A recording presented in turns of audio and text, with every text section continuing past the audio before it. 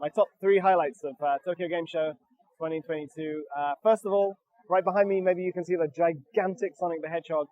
Sonic Frontiers is the new game that's coming out from Sega, and it is a kind of an open zone, they're calling it. It's like open world, but maybe a little bit more controlled game where you play as Sonic the Hedgehog, run around a 3D space and find stuff to jump on, things to interact with.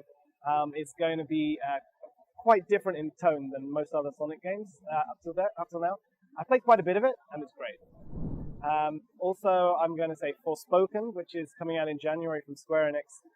It blends elements of a traditional Final Fantasy style RPG with a very modern twist, because the main character in the game has been whisked to this fantasy world from the real world. So she's very much a more down-to-earth New Yorker kind of character. And then with sort of Dark Souls style battle elements, but without the insane difficulty of those games. So it's a much more approachable version. And it's a really, really fun game, lots of magic and fantasy and parkour and stuff like that. My third game is Resident Evil Village PSVR 2 edition. This is a fully playable, you can play the whole game from the beginning to the end in VR.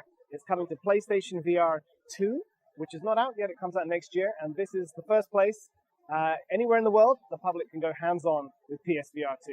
Of course, Resident Evil Village itself, you may be familiar with the game. It came out last year. It's a great game. But in this VR version, you get to explore the Domitrescu mansion in great detail. It's this beautiful, luxurious space. And you get to see the giant Lady Dimitrescu and her 3 terrifying daughters up very, very close in front of your face in VR. It's really, really good.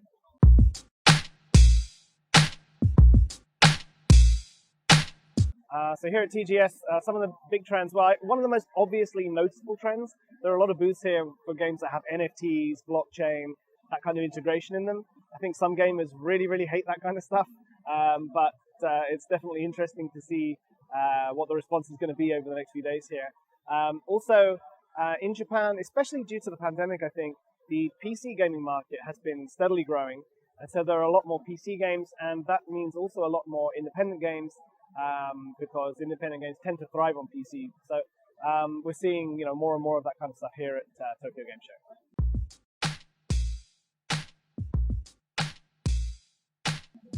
So here we are speaking on the Friday of TGS. It's still the business day. Some public are allowed in at the end of the day today, but still very much a small slice of what's to come. Saturday and Sunday, it's going to be chaos.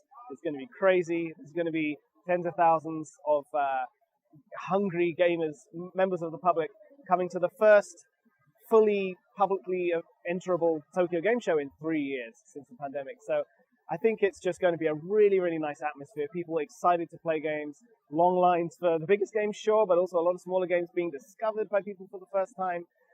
These kind of events are so important.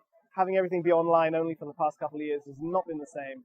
And so I'm just so excited to see how the show goes down with the public over the next few days.